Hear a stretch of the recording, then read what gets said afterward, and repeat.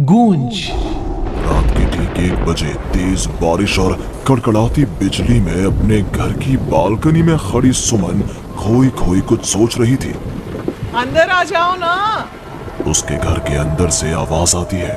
तब भी सुमन काले अंधेरे में खड़ी न जाने किसका इंतजार कर रही थी, जिसमें से एक औरत अपने 2 बच्चों के साथ उसके पास वाले घर में लाल रंग की एक कार से उतरती है और बारिश में भागती हुई सामने वाले घर में चली जाती है। हेलो, कौन? मेरा कुछ सामान तुम्हारे पास है, लौटाओगी नहीं? आपका क्या सामान? कौन है आप? और मैं तो इस घर में कुछ सेकंड्स पहले ही आई हूँ। आपको यहाँ का नंबर कैसे पता चला? मम्मी, हो सकता है कि जो फैमिली यहाँ पहले रहती हो ये कॉल उनके लिए हो। नहीं नहीं, ऐसा नहीं है। बाहर कड़कड़ाती बिजली एक अनजान आदमी के फोन ने नेहा को डरा दिया था। वो फौरन कॉल रख देती है। चलो बच्चों, कमरे में चलते हैं, मैं तुम्हें सुला देती हूँ। पर यहाँ इतने अंधेरे में तो कुछ भी नहीं दिख रहा मम्मी, फ्लैश लाइट ऑन करो ना। नेहा फ्लैश ऑन करती है, जहां उसे ऊपर जाने की सीढ़ियां दिखती हैं और चारों तरफ सफेद कपड़ों से ढके हुए फर्नीचर। तभी नेहा की 3 साल की बेटी उससे कहती है, मम्मा घोस्ट। नो माय लव, ये तो व्हाइट क्लोथ्स हैं। चलो ऊपर, मम्मा आपको स्टोरी सुनाएगी। सुननी है ना? चलो चलो चलो। नेहा स्ट्रॉबेरी को गोद में उठाती है और रोहन के साथ सीढ़ियां चढ़ना शुरू करती है।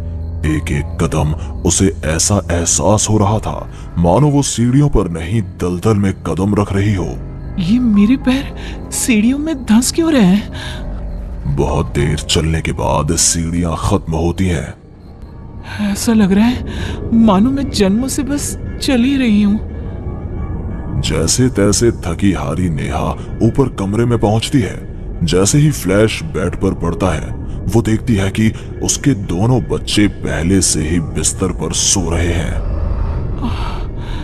मेरा सर चकरा रहा है। बच्चे तो मेरी गोद में थे, यहाँ कैसे आ गए? और वो भी मुझसे पहले। नेहा कुछ समझ नहीं पाती और बेसुध होकर जमीन पर गिर पड़ती है।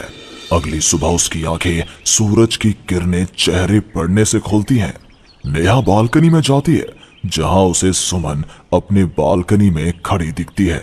ऐसा लग रहा था मानो सुमन रात भर से वहीं खड़ी थी। सुमन नेहा को मुस्कुराकर देखती है।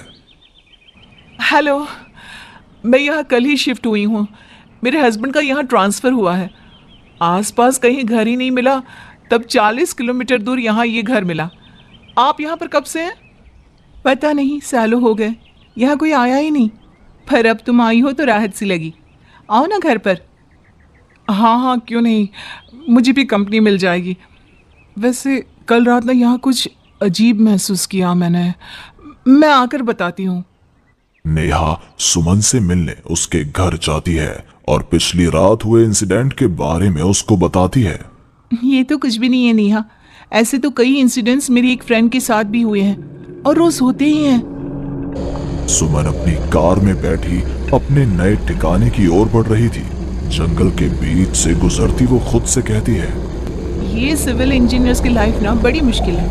कहाँ जंगल झाड़ी में रहना पड़ेगा।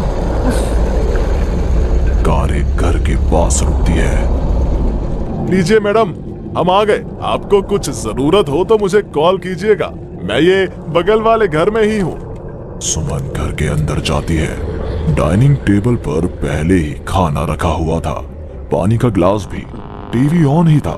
ऐसा लग रहा था मानो अभी अभी यहाँ कोई था या है। चलो, कंपनी अच्छी है, सब अरेंजमेंट्स मेरे आने के पहले ही कर रखे हैं। सुमन खाने की टेबल पर बैठती है, जहाँ 5 लोगों का खाना परोसा हुआ था। ये 5 प्लेट किसके लिए सर्व कर दिया? हाथ है। सुमन अपनी प्लेट से खाना शुरू करती है और उसी वक्त बाकी 4 प्लेटों से भी खाना गायब होने लगता है। प्रमिल, कहाँ हो तुम प्रमिल? सुमन भागती हुई अपने ड्राइवर के घर पर जाती है। सुमन क्या देखती है कि प्रमिल जमीन पर गिरा हुआ है। फर्श पर हर तरफ खून ही खून। प्रमिल के मुंह से भी खून आ रहा था। वो कराहता हुआ कहता है, मैम, यहाँ रूहें रहती हैं, ये आपको भी नहीं छोड़ेंगी। ये कहते कहते ही प्रमिल दम तोड़ देता है और सुबह के 11 बजे अचानक ही अंधेरा छा जाता है। चारों तरफ से अजीबोगरीब आवाजें आने लग जाती हैं। मम्मी आई, अरे कोई खाना देगा क्या मुझे? अरे जी सुनिए ना, प्लीज प्लीज मुझे मत मारो। पापा बचाओ, ये लोग कौन है? सुमन अपने दोनों हाथों से अपने कान को बंद कर लेती है और जोर जोर से चीखती है। अचानक एक सन्नाटा चारों ओर फैल जाता है। सुमन प्रमिल के घर से बाहर निकलती है। चारों ओर घुप अंधेरा, वो भी कुछ देख नहीं पाती और वापस अपने घर की ओर लौट आती है। इससे अच्छी तो मौत होती, ये मैं कहाँ फंस गई। मम्मा गोदी। अरे सुमन, क्या मरने वरने की बात करती रहती हो? जाओ मेरे लिए चाय बनाओ। ये कौन बोल रहा है? तभी अचानक से घर की लाइट्स ऑन हो जाती हैं। सुमन देखती है कि वो किचन में है।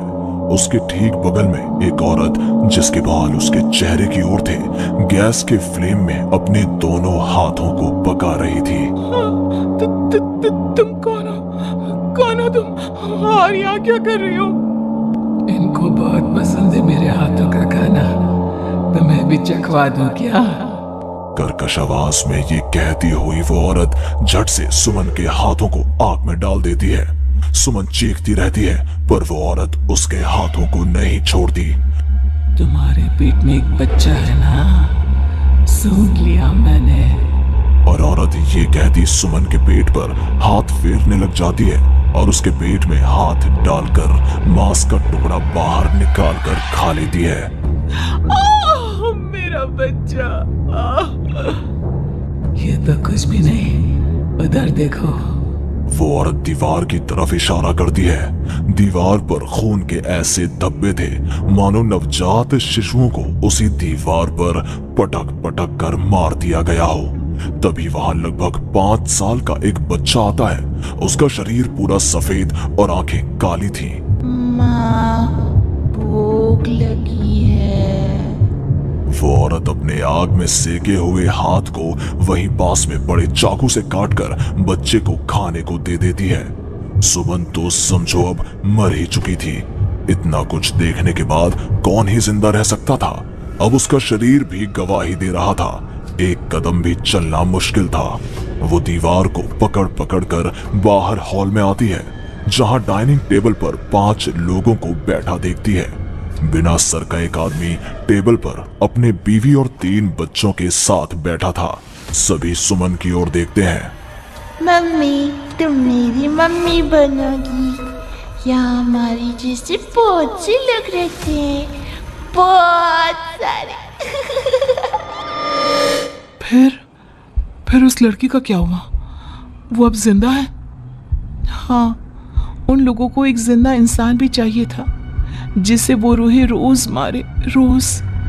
पता नहीं कितनी ही रूहें हैं, आज भी 1-2 तो दिखी जाती हैं। वो लड़की तो बस निकलने का राह ढूंढ रही है, पर वो निकलेगी कैसे? क्या कोई तरीका है? हाँ, किसी और को उन रूहों के हवाले कर देना यही एकमात्र रास्ता है। तो उसने किसे उन आत्माओं के हवाले किया? किया नहीं, अब करेगी। तुम्हें ये वही घर है और वो लड़की मैं हूं। अलविदा नेहा।